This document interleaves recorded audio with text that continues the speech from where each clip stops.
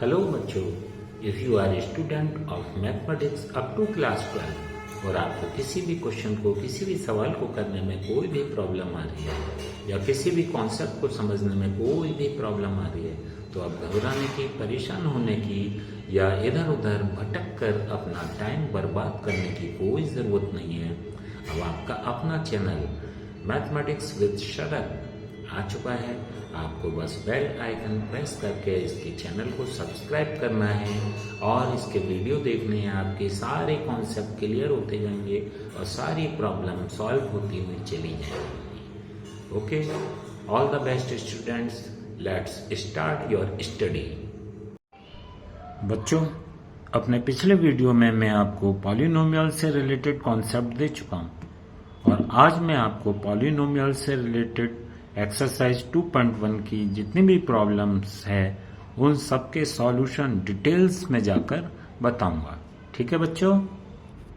So our first question, first part is 4x square minus 3x plus 7। इसमें आपको बताना है कि ये जो है ये वन वेरिएबल में है पॉलिनोमियल या नहीं। Which of the following expression are polynomial in one variable and which not. Give state reason for your answer. तो ठीक है, तो सबसे पहला क्वेश्चन है question number 1 part first, 4x square minus 3x plus 7। इसमें आपको बताना है कि the given expression is a polynomial और not in a single variable with give reason also. तो आप यहां देख रहे हैं केवल वेरिएबल x यूज हुआ है, इसके अलावा कोई दूसरा वेरिएबल यूज नहीं हुआ। Yes, this is in single variable, but is it polynomial, इसे चेक करते हैं। तो फर्स्ट टर्म की जो वेरिएबल की एक्सपोनेंट है वो हमारे होल नंबर है, 2 is the whole number. Second में जब कोई वेरिएबल के ऊपर पावर नहीं होती उसकी पावर एक्सपोनेंट हम 1 मानते हैं। ठीक है, ये भी होल नंबर है। और 7 इज द कांस्टेंट। इसके साथ हम क्या एज्यूम कर सकते हैं, 7 के साथ वेरिएबल के ऊपर पावर हम x0 मान सकते हैं। यानी x0 मीन्स किसी के भी ऊपर पावर जब 0 होती है तो उसकी वैल्यू 1 होती है। So 7 can be written as 7x power 0। यानी देयर आर 3 टर्म। पहले टर्म में वेरिएबल के ऊपर पावर 2 है, दूसरे के ऊपर 1 है और तीसरे के ऊपर 0 है। So all variable contain the exponent whole number. So this is the polynomial in one variable. Correct? Now the second, y square plus root 2. यहाँ पर there are 2 term और केवल एक ही वेरिएबल y यूज हुआ है। Yes, this is the single variable.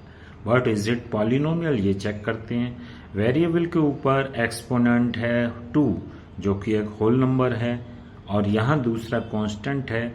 यहाँ हम assume कर सकते हैं y पावर 0 जो कि एक होल नंबर है। So yes, this is the polynomial in one variable. ठीक है बच्चों?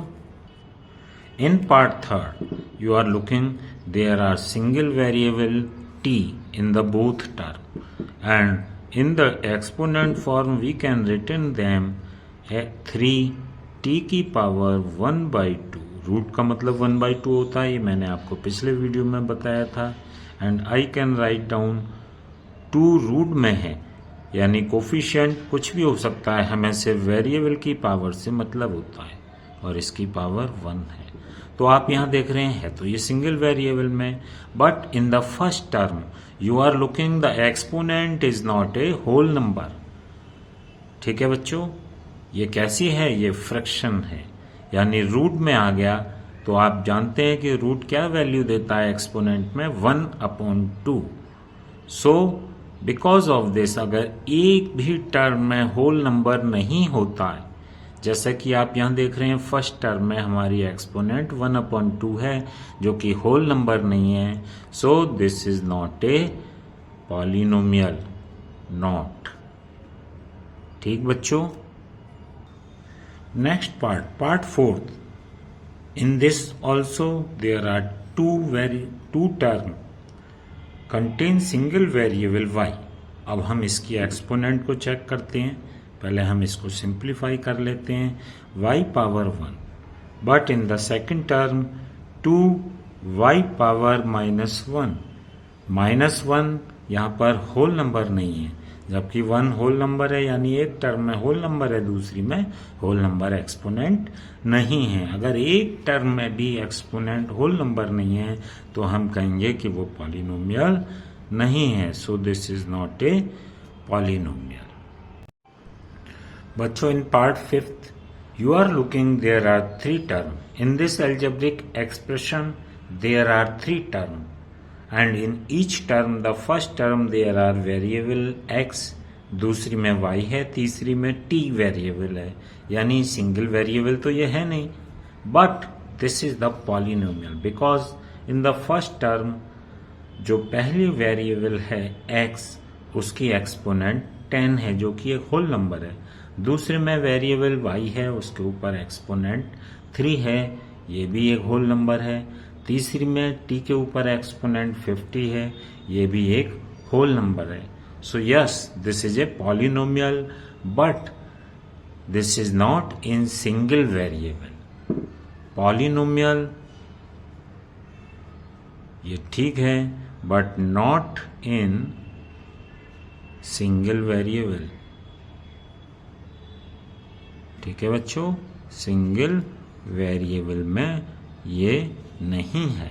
Okay, now question number 2, part first. As you are looking here, we have to find out coefficient of x square, यानी X square के साथ कौन सी numerical term आ रही है। यहाँ तो कोई भी न्यूमेरिकल टर्म नहीं आ रही।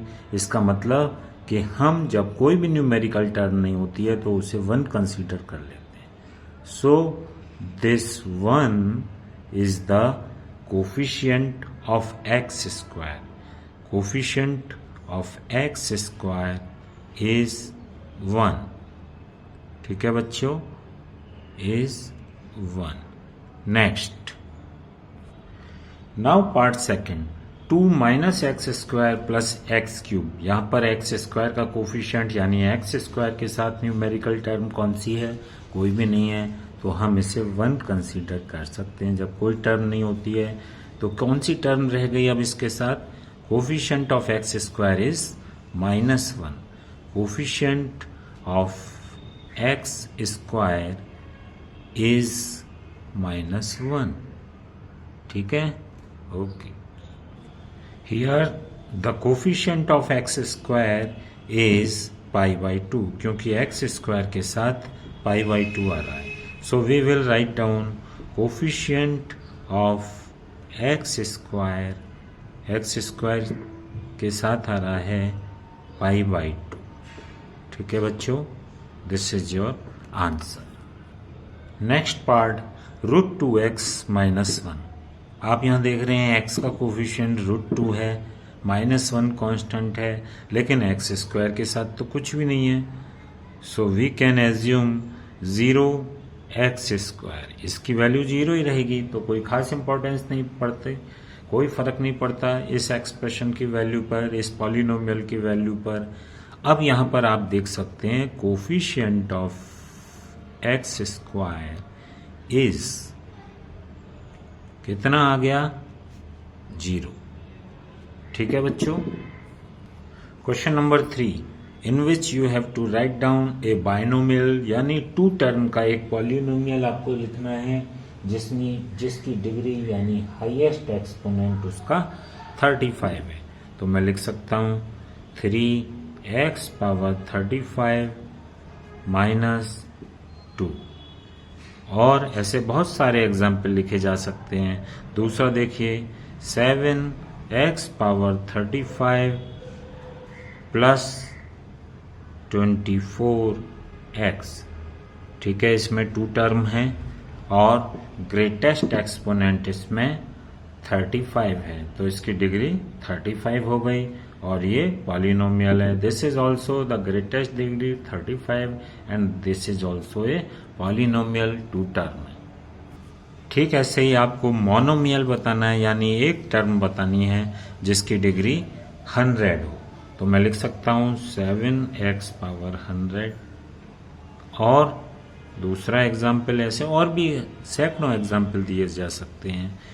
-8x⁻100 केवल एक ही पॉलिनोमियल होना चाहिए। पॉलिनोमियल में एक ही टर्म होनी चाहिए और उसकी डिग्री 100 होनी चाहिए। ऐसे कई एग्जाम्पल आप जनरेट कर सकते हैं। Question number 4, you have to find out the degree. As you know in this polynomial the greatest exponent is 3। तो ग्रेटेस्ट एक्सपोनेंट को ही हम डिग्री कहते हैं, सो द डिग्री इज 3। ठीक है बच्चों। In part second 4 - y², the greatest degree of variable y is 2। The greatest exponent, greatest degree नहीं कहेंगे, ग्रेटेस्ट एक्सपोनेंट को हम डिग्री बोलते हैं, तो इसकी डिग्री हो गई 2। ठीक है बच्चों। नेक्स्ट पार्ट 5t - √7, यहाँ पर एक ही वेरिएबल आ रहा है इन दोनों टर्मों में, t, और उसकी एक्सपोनेंट कितनी है 1। √7 की एक्सपोनेंट 0 मानी जाएगी क्योंकि इसके साथ t0 एज्यूम किया जा सकता है। सो द ग्रेटेस्ट डिग्री 0 हुई, द ग्रेटेस्ट एक्सपोनेंट 0 हुआ या 1। 1 इज द ग्रेटेस्ट एक्सपोनेंट, तो इसकी डिग्री हो गई 1। ठीक है बच्चों। पार्ट 4, मुझे 3 की डिग्री बतानी है, तो मैं एज्यूम कर सकता हूँ 3x⁻0, तो इसकी डिग्री हो जाएगी 0। ठीक है बच्चों। किसी भी कांस्टेंट की डिग्री 0 होती है। ठीक बच्चों। क्वेश्चन नंबर 5, पार्ट फर्स्ट, आपको इन सातों के 7 parts you have to find out linear, यानी किसकी डिग्री 1 है वो लीनियर हो जाएगा। क्वाड्रेटिक किसकी डिग्री 2 है और किसकी डिग्री 3 है वो क्यूबिक हो जाएगा। ठीक है। यहाँ पार्ट फर्स्ट में x² + x, the greatest exponent is 2, तो इसकी डिग्री हो गई 2, तो ये कैसा हो गया quadratic. Second, in this exponent the greatest exponent is 3, तो इसकी डिग्री कितनी हो गई 3, सो दिस इज क्यूबिक। इसी तरह से इसमें डिग्री 2 है क्वाड्रेटिक, इसकी डिग्री 1 है लीनियर। यहाँ मोनोमियल है, इसकी डिग्री 1 है, t is the variable, exponent 1 है, तो कितना माना जाएगा this is linear. Part 6 quadratic, क्योंकि इसकी डिग्री 2 है। पार्ट 7 एक ही टर्म है मोनोमियल और इसकी डिग्री 3 है, तो ये क्यूबिक कहा जाएगा। ठीक है, क्यूबिक। तो अब आपकी एक्सरसाइज यहीं पर फिनिश होती है। तो बच्चों इसे कंप्लीट कीजिए। नेक्स्ट वीडियो में हम आपको नेक्स्ट एक्सरसाइज के कॉन्सेप्ट क्लियर करेंगे।